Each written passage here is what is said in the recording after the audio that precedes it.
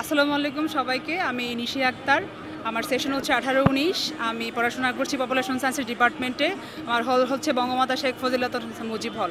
আর আমি ডাকসুতে কেন্দ্রীয়তে লড়ছি হচ্ছে কেরিয়ার উন্নয়ন বিষয়ক সম্পাদক হিসেবে স্বতন্ত্র প্রার্থী। সো সকলের দোয়া কামনা করছি। আর স্বতন্ত্র থেকে নির্বাচন করা আসলে অনেক ডিফিকাল্ট। সেটা কি ডিফিকাল্ট আমি একটু বলি। সেটা হচ্ছে কোনো প্যানেল থেকে করলে হয় কি অনেক কর্মী থাকে প্রচারণা করার জন্য। তো সেই জায়গা থেকে আমাকে ইন্ডিভিজুয়ালি 1 by 1 সবার কাছে পৌঁছাইতে হচ্ছে, কথা বলতে হচ্ছে।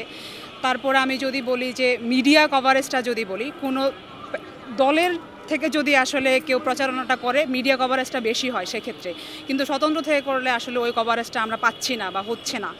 তো এটা একটা ডিফিকাল্টিস গেল। আরেকটা ডিফিকাল্টিস হচ্ছে যে হ্যাঁ, সেটা হচ্ছে যে ভাইয়া মানে ব্যাকআপ বাজেটের একটা বিষয় থাকে আসলে। মানে একটা নির্বাচন করতে গেলে ন্যূনতম তো একটা খরচ থাকে। তো এই ব্যাকআপটা হচ্ছে যদি আমি কোনো প্যানেল থেকে করতাম তাহলে আমি হচ্ছে ইজিলি পাইতাম। তো এটাও হচ্ছে একটা ডিফিকাল্টিস। আর স্বতন্ত্র থেকে করতে গেলে ধরেন ফেস ভ্যালুটাও একটু কম থাকে, সবাই একটু কম চিনে। যদিও সে যোগ্য প্রার্থী, আমি নিজেকে মনে করছি যোগ্য, কিন্তু আসলে প্যানেল থেকে আসলে আমার বিষয়টা একটু ইজি হইতো। তো এই ধরনের বেশ কিছু আসলে ডিফিকাল্টিস আছে। আর আমি এই পদটা কেন চুজ করেছি, আমার কাছে মনে হয়েছে যে আমার আসলে সবার হয়ে কথা বলা উচিত, আর আমি এটা পারবো কথা বলতে। কারণ হচ্ছে যারা ভালো স্টুডেন্ট ওরা আসলে হেল্পিং হ্যান্ড হয় না কারো, সত্যি কথা যেটা, কারণ ওরা পড়াশোনা নিয়ে বিজি থাকে। যারা একটু কম মানে খারাপ স্টুডেন্ট থাকে ওরা হচ্ছে গিয়ে ফ্রেন্ডদেরকে টাইম দেয়, হেল্প করে। আর যেহেতু আমাদের পড়াশোনাটা এখন আসলে গদ বাঁধা, তো আমরা একাডেমিক্যালি ভাই যা পড়ি সেটা হচ্ছে যে আমাদের স্কিল বেস না আসলে। তো আমার মেন কনসার্ন হচ্ছে যে মানে আমার কনসার্ন হচ্ছে যে সাধারণ শিক্ষার্থী যে ক্যাম্পাসে যে বেসিক প্রবলেমগুলো সবাই ফেস করে, ওখানে আমার মেইন কনসার্ন। বাট এর বাইরেও হচ্ছে আমি যেহেতু কেরিয়ার নিয়ে কাজ করছি, তো সেখানে আমার মেইন কাজ করার জায়গা হবে যে ইন্টার্নশিপের যে জায়গাটা। আমি এখনও ইশতেহার দেইনি, কারণ আমি এখনও সাধারণ শিক্ষার্থীদের সাথে কথা বলতেছি যে তারা কি চায়, তাদের ডিমান্ড অনুযায়ী আমি আমার ইশতেহারটা করব। তারপর আমি পার্সোনাল জায়গা থেকে যেগুলো প্রবলেম ফেস করেছি সেগুলো হচ্ছে ভাইয়া আমাদের ইন্টার্নশিপের যে জায়গাটা।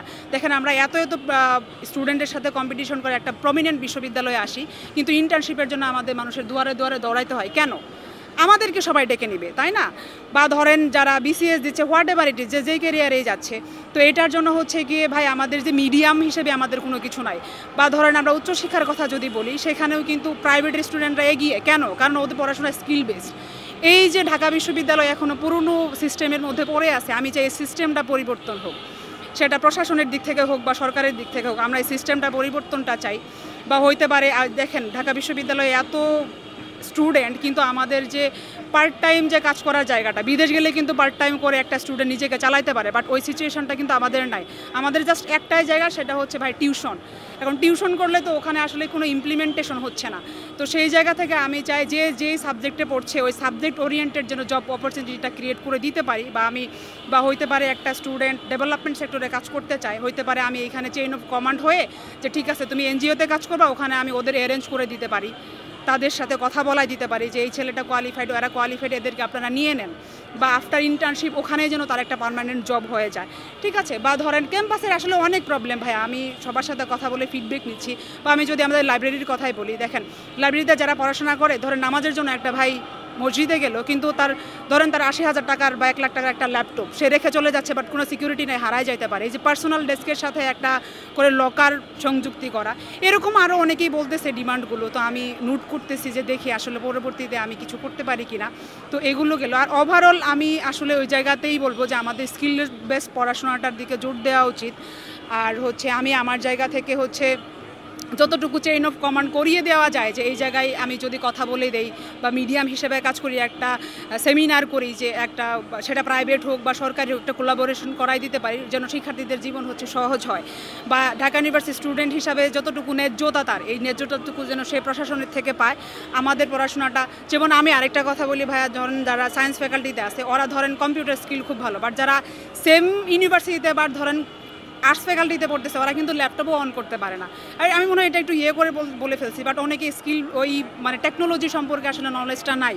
তো এই যে আসলে একই ইউনিভার্সিটিতে যে এই যে বৈষম্যটা, আমি চাই যে একটা ইনস্টিটিউশনের আন্ডারে হোক বা হচ্ছে সেটা কোনো একটা প্রসেসের আন্ডারে হোক, সবাই যেন কিছু ল্যাঙ্গুয়েজ বা কিছু স্কিল যেন বাধ্যতামূলক শিখতে পারে, যেটা আমাদের কেরিয়ারে অনেক বেশি কাজে লাগবে। তো এটাই আসলে ডাকসু আসছে, ঢাকা বিশ্ববিদ্যালয়ে আসলে ঈদ ঈদ ফিল হচ্ছে, এটা মনে হচ্ছে ঈদ চলে আসছে।